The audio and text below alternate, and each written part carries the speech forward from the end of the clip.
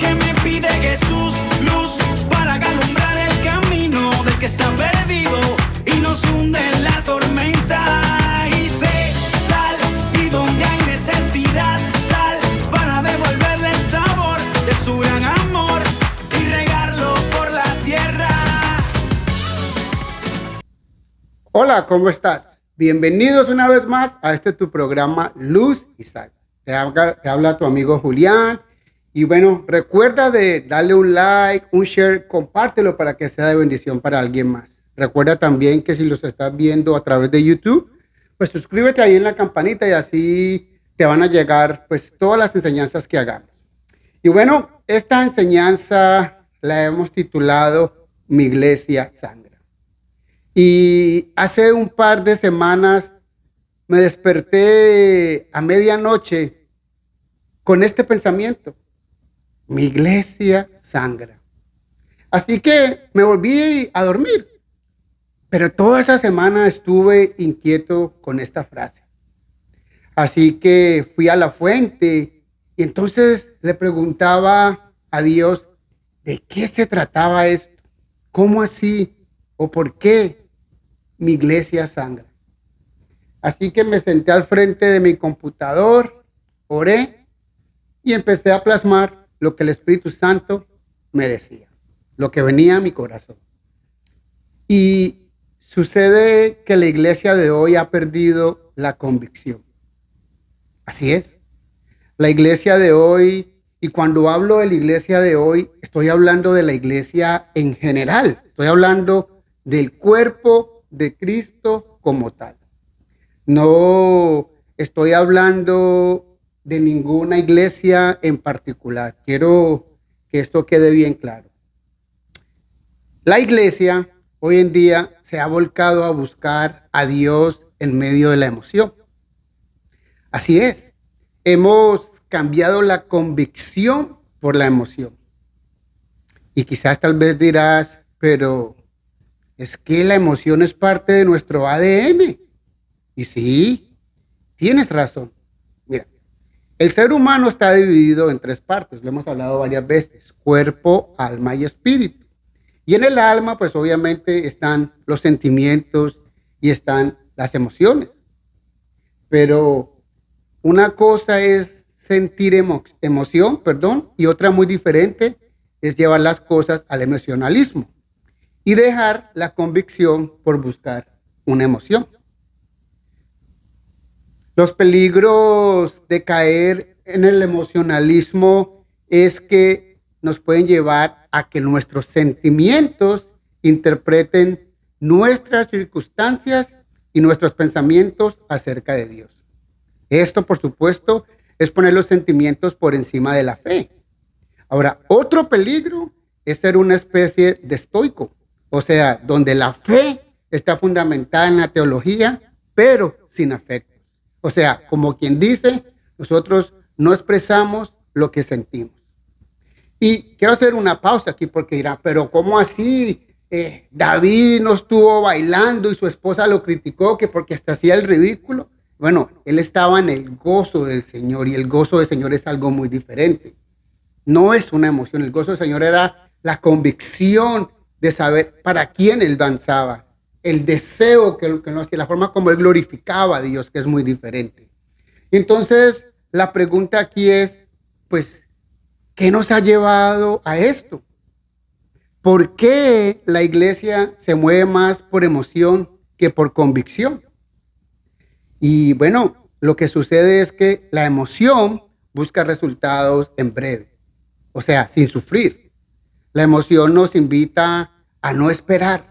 Mientras que la convicción, por el contrario, nos lleva al sacrificio, al creer de verdad. Y en esa búsqueda de creer, de tener fe, hay que sufrir, hay que cargar la cruz. Y es aquí donde muchos podemos o solimos sucumbir. Déjame te explico. Nuestro mundo religioso ha sido invadido por el emocionalismo. El concepto que la fe en Dios proviene de las emociones y piensan que entre más emoción, pues más fe hay. Pero, ¿qué tan lejos estamos de la realidad? Pero entonces, ¿qué es lo que nos lleva a una emoción? Bueno, esto pueden ser muchos factores, desde crear un ambiente a través de la música, a subirnos a un púlpito y gritar como locos, a decretar, a profetizar palabras de hombre, a declarar lo que se nos venga en la mente, guiados por una emoción. Muchos, inclusive, manipulando versículos para invitar a la gente a creer todo lo que se está diciendo en el púlpito, haciéndole creer a las personas que esta es la voluntad de Dios. Y la pregunta que tengo para la iglesia hoy, ¿es acaso esa la voluntad de Dios? ¿Qué tal si lo que Dios quiere es tratar con nosotros a través de un problema, a través de una enfermedad, a través de una prueba? Y ahí estamos nosotros dándole, decretando que nuestra economía se va a recuperar cuando Dios quiere quizás trabajar con nuestra altivez. El emocionalismo nos está destruyendo y está desviando al hombre de lo que produce la verdadera fe. ¿Y cuál es esa verdadera fe? Pues la palabra de Dios. A través del emocionalismo, el hombre llega a confiar en sus sentimientos en vez de la palabra divina. O sea que estamos cambiando la palabra de Dios por la palabra del hombre. ¿Basada en qué? En emocionalismo. Mira lo que nos dice Proverbios 16:25. Proverbios 16:25 dice, hay caminos que parecen derecho al hombre, pero que su fin es camino de muerte. Así es, porque muchas veces nos dejamos llevar por cosas que no son reales, buscando siempre la emoción, algo que nos haga sentir bien. Y la verdad es que la iglesia está perdiendo la brújula. Mira, el que predica para llevar a la gente a un estado emocional y el que se conforma con lo que el predicador dice, por falta de conocimiento. O sea, que como solo somos oidores de la palabra y no somos hacedores, pues creemos todo lo que se nos dice en un púlpito, pero no venimos a la fuente. Y ojo, porque yo no estoy diciendo que no le creamos más lo que predica el pastor o lo que dice el predicador. No. No quiero que me malinterpreten. Lo que les digo es que necesitamos tener discernimiento, tener convicción. Mire, la realidad es que ni siquiera a veces llevamos la Biblia en la mano cuando vamos a un servicio. Nos preocupamos más por cómo nos vamos a ver que por venir a buscar la presencia de Dios. Nuestro pastor decía algo muy cierto hace unos días cuando predicaba. Dice, la gente a veces no se mete en la alabanza, están ahí como parados, como duros, como que les cuesta entrar. Nos cuesta meternos en la presencia de Dios. Pero cuando íbamos a los conciertos antes, nos cantábamos las canciones a todo pulmón. Y si ponían la de Vicente Fernández, mejor dicho, ni para qué les digo. Ahí estábamos con todo. Pero, ¿por qué nos cuesta tanto ahora buscar la presencia de Dios a través de la alabanza? ¿Pasar al frente? No, qué oso. Yo desde acá oro, yo no necesito estar allá. Si el Espíritu Santo nos puede tocar en cualquier lado, Él está en todo lugar. Y a veces no entendemos que el hacer esto es dar un paso de fe. El pasar al frente es como pensar, creer, tener esa convicción de que el Señor va a hacer algo en nosotros. Así como cuando el Señor le dijo a Pedro, cuando estaba en la barca, ven. Y él se sale de la barca y camina en el mar. Él pudo haber dicho, no, pues si es Jesús, que Él venga acá. Pero él escuchó la voz del Señor y él salió, tuvo fe y tuvo esa fortaleza de decir, yo voy, sin importar que estuviera la mar. Sí, después sucede lo que sucede y él se asusta y se hunde. Pero tomó ese paso de fe, esa iniciativa. A veces nos falta a nosotros esa iniciativa, perdón. El arrodillarse, no, ¿eso para qué? Eso ya no se usa. Paradito mejor. Y bueno, aprovecho para recordarles que la alabanza no es para que nos pongan la canción que nos guste. Así que no es para eso, es para alabar a Dios, es para buscar su presencia, para preparar un ambiente espiritual, no emocional. Y miren, aquí me voy a meter en aprietos, pero pues untado el dedo, untado la mano. Una cosa es preparar el ambiente espiritual para buscar la presencia de Dios y otra es usar la música para llevarla a la gente a un estado de emoción. Déjame te explico un poquito cómo funciona lo de la música. Mira, sin ser conscientes, asociamos los sonidos que apreciamos, por sutiles que puedan ser, con las emociones. Y al experimentar ondas sonoras, pues experimentamos emociones que provocan en el cerebro la secreción de dopamina. Y esto es un neurotransmisor que es el responsable de las sensaciones placenteras o sensaciones de relajación. O sea, dependiendo de nuestro estado emocional, la música va a obrar en nosotros. Mira, cuando estamos enamorados y estamos escuchando música romántica, pues uno como que se siente enamorado en el cielo, ¿verdad? Pero si te dejaron, nos ponemos a escuchar canciones de esas que nos invitan, como se dice, a cortarse las venas, pues uno está triste. Inclusive terminamos hasta perdiéndonos en el alcohol. Buscamos como ese tipo de refugio, ¿verdad? Nos puede llevar a hacer cosas locas, cosas incorrectas. Y dependiendo del tipo de nuestra situación o cómo nos sintamos, pues vamos a nosotros a obrar. Dependiendo a lo que sintamos en ese momento, cuál sea nuestro estado de ánimo. Ahora, yo te estoy diciendo que entonces no le dediques una canción romántica a tu esposa o a tu novia, no. O por supuesto que nosotros ni siquiera podamos alabar a Dios a través de la música, de la alabanza, de la adoración. Mire, es que es la manera de buscarlo, es la manera de darle la gloria, de darle la honra al Señor. Sí, mire, van a haber momentos que a través de una alabanza nosotros nos quebrantemos, que nos rompamos en llanto, porque nuestras emociones son conmovidas a través de un toque del Espíritu Santo, que es muy diferente. Es la parte de la convicción que nos invita a buscar a Dios.